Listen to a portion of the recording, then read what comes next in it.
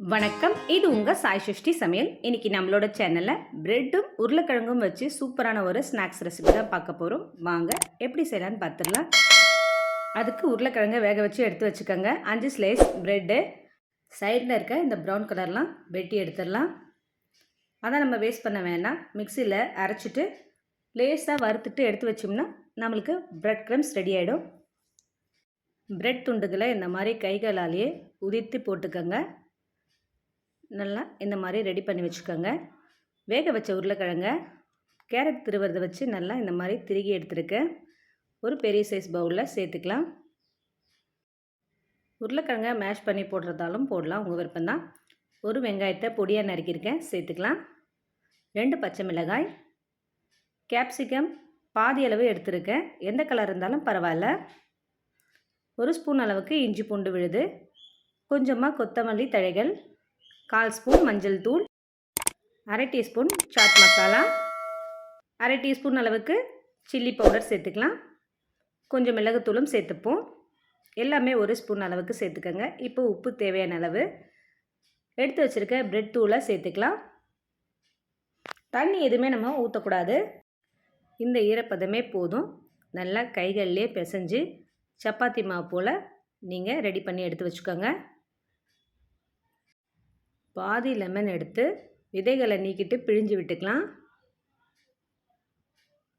நல்லா ஒரு தரம் பிசைஞ்சு விட்டுக்கோங்க. இப்போ ரெடி ஆயிடுச்சு. கைகளில் கொஞ்சமாக நெய்யோ இல்லைன்னா எண்ணெயோ சேர்த்துக்கோங்க. 2 கையில் நல்லா தடவிட்டு இப்போ நீங்கள் கொஞ்சம் கொஞ்சமாக எடுத்து உருண்டை பிடிச்சிங்கன்னா கையில் ஒட்டாமல் வரும். உங்களுக்கு எந்த ஷேப் வேணாலும் நீங்கள் பண்ணிக்கலாம். அச்சு இருந்தால் கூட நீங்கள் அச்சு வச்சு பண்ணிக்கலாம். நான் கொஞ்சம் இந்த மாதிரி நீட்டமாக பண்ணுறேன். லேசாக இந்த மாதிரி 2 பக்கமாக தட்டிக்கலாம். இப்போ எல்லாத்தையும் இதே மாதிரி நம்ம ரெடி பண்ணி ஒரு தட்டில் வச்சிடலாம். ஒரு பவுலில் 2 ஸ்பூன் அளவுக்கு மைதா, 1 ஸ்பூன் அளவுக்கு கார்ன்ஃப்ளவர் சேர்த்துக்கலாம். கொஞ்சம் கொஞ்சமாக தண்ணியை விட்டு நல்லா கரைச்சி எடுத்துக்கோங்க. கட்டிகள் எதுவும் இருக்கக்கூடாது. இந்த மாதிரி கரைச்சி எடுத்துக்கோங்க. ரெடி பண்ண ஸ்நாக்ஸை மாவில் நல்லா டிப் பண்ணிக்கோங்க. இப்போ ஸ்பூன் வச்சு எடுத்துடலாம். வடிச்சிட்டு நம்ம ப்ரெட் தூளில் சேர்த்துக்கலாம். எல்லா பக்கமும் நல்லா படுற மாதிரி உருட்டி எடுத்துக்கோங்க.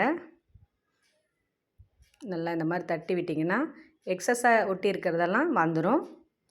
இதே மாதிரி எல்லாத்தையும் ரெடி பண்ணி வச்சுக்கலாம். இப்போ கடாயில் கொஞ்சமாக எண்ணெயை விட்டு 4 நாளாக போட்டு எடுத்துருங்க. எண்ணெய் நல்லா சூடாகிட்ட பிறகு நீங்கள் போடணும். போட்டுட்டு நல்லா மிதமான தீயில் வச்சுருங்க. இல்லைனா மேலே நல்லா ப்ரௌன் ஆகிடும், உள்ளே அப்படியே இருக்கும். அப்படியே நல்லா மிதமான தீயிலேயே வேகட்டும். அடிக்கடி இந்த மாதிரி எடுத்து எடுத்து விடுங்க. எல்லா பக்கமும் நல்லா ப்ரௌன் கலரில் வரட்டும். நல்லா கோல்டன் ப்ரௌன் ஆனதுமே நம்ம எடுத்துடலாம். நல்லா அருமையாக கலர்ஃபுல்லாக தயாராகிடுச்சு. இப்போ எண்ணெயிலேருந்து நம்ம வடித்து எடுத்துருவோம். பொரிச்ச எண்ணெயை நம்ம 2 நாளுக்குள்ளேயே காலி பண்ணிடணும். அதனால் நீங்கள் கொஞ்சமாக எண்ணெய் விட்டு நல்லா பொரித்து எடுத்துக்கோங்க. மீதமுள்ள உருண்டைகளையும் போட்டு எடுத்துடலாம். சிம்பிளாக குயிக்காக தயாராகிடுச்சு நம்மளுடைய ஸ்நாக்ஸ் ரெசிபி. செஞ்சு பாருங்கள், எப்படி இருக்குன்னு சொல்லுங்கள். மறக்காமல் சேனலை சப்ஸ்கிரைப் பண்ணுங்கள்.